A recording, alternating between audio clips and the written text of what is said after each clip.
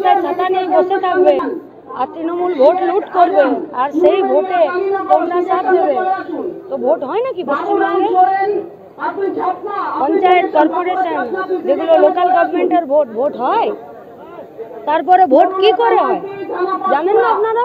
পশ্চিমবঙ্গে ভোট কি করে হয়? তাহলে ভোট নিয়ে কেন বলছে? আসলে এরা নির্লজ্জ হয়ে গেছে, এরা নির্লজ্জ। এরা চাকরি চুরি করে, এরা দুর্নীতি করে, এরা টাকা খায়, তারপরে এরা ঠান্ডা করে বসে গরিব মেহনতি মানুষের জমায়েতকে, লড়াইকে, তাদের ময়দানকে এরা কটাক্ষ করে। তো এতই যদি সময় কটাক্ষ করার মেয়েমারগুলো খুঁজে বের করুন। তাহলে কি 2026-এ কর্মী সমর্থকরা তারা রুখে দাঁড়াবে? সববারই কর্মী সমর্থকরা রুখে দাঁড়ায় বলেই রাজিবুল মনসুররা খুন হয়। 26,000 শিক্ষক তাদের চাকরি চলে গেল না, সরকার খেয়ে নিল, চলে যায়নি। চাকরি চলে যায়নি, সরকার গোটা টাকা খাবার জন্য গোটা প্রচেষ্টাতে দুর্নীতি করেছে। আর তারপরে সুপ্রিম কোর্ট রেজাল্ট চাইলো, তো এরা মুখ বন্ধ করে আছে। চাকরি চলে যায়নি, সরকার এদের চাকরিটা যাইয়ে দিয়ে আসলে সরকারি শিক্ষা ব্যবস্থা, সেই শিক্ষা ব্যবস্থাকে ভাঙতে চাইছে। পরিকল্পিত। ব্রাত্য বসু তো বলেছিলেন। হ্যাঁ, অবশ্যই ব্রাত্য বসু তো বলেছিলেন যে যোগ্য অযোগ্যের তালিকা আছে, তাহলে সুপ্রিম কোর্টে তো পেশ করা হলো। সেটা ব্রাত্য বসুকে জিজ্ঞেস করতে হবে যে ওগুলো কেন রেখেছেন। পুরোনো খবরের কাগজ কেজি দরে বেচে দেবার জন্য?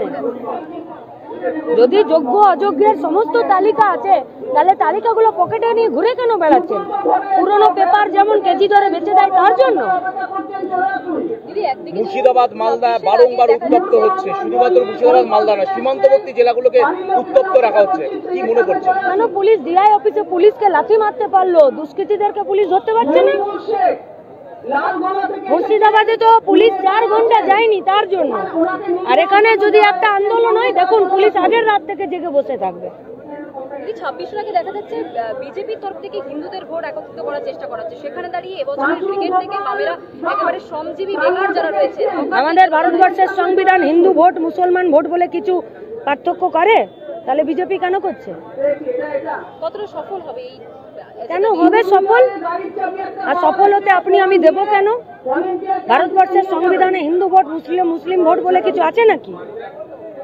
তাহলে যদি নেই, তাহলে দেশ পরিচালনার জন্য একটা সরকার সংবিধানের উপরে হাত রেখে শপথ নিবে আর সংবিধান মানবে না, তাহলে এই পার্টিটা থাকবে কেন সরকারে?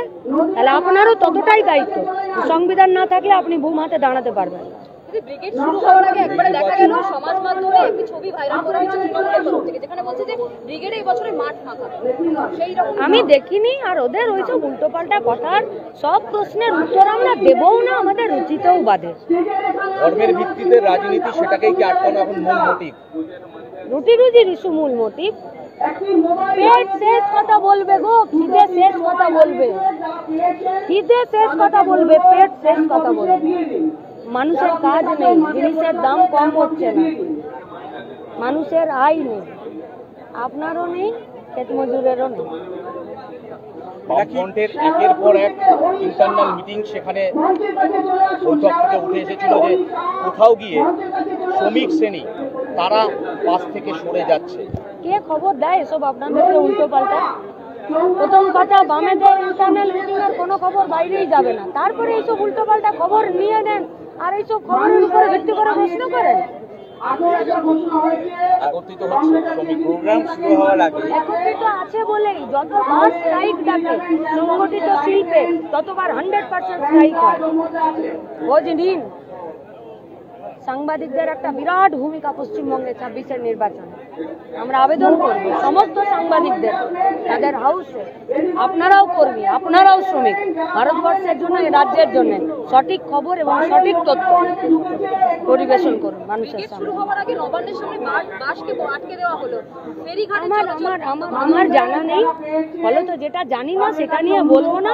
আর ব্রিগেড পাড়ার মোড়ের পথসভা নয় যে একটা বাস আটকে দেবে আর ব্রিগেড হবে না। ব্রিগেড না, ওরা বোঝে না, ওরা ব্রিগেড করে না, তো ওরা জানে না। নিরাশ হয়েছেন যে আপনি আজকে বক্তৃতা? কেউ নিরাশ হয়নি, এবং তার কেউ পাশাপাশি নিরাশ হয়নি। সোশ্যাল মিডিয়াতে অনেকে এটা নিয়ে কানাঘুষো চলছে। তার কেউ জায়গায় নিরাশ হয়নি। বাম ছাত্র যুবরা সমাজতন্ত্রের পক্ষে অবিচল আস্থা নিয়ে লড়াইয়ের ময়দানে আছে এবং শ্রমিক কৃষক ক্ষেতমজুরদের আহ্বানে আমরা প্রেস মিট করে এই ব্রিগেডের সমাবেশকে আমরা সমর্থন জানিয়েছিলাম এবং এখানে জমায়েতের কল দিয়েছিলাম।